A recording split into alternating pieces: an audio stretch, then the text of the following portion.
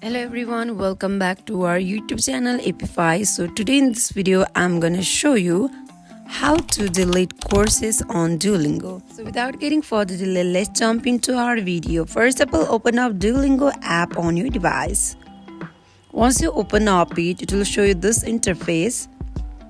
So here, go to the profile on bottom. Now you're on a profile page. Now tap on gear icon on top right corner. Now here you can see many options. Tap on courses. Now here you can see a list of courses that you have taken. Now in order to delete it, simply tap on minus icon. Let's say I want to delete this, then simply tap on minus icon.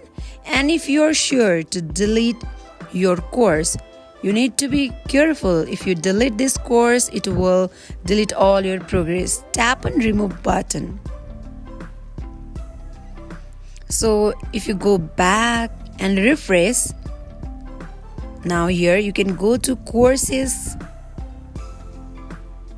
So here you can see that there is not anymore that course that you have deleted recently.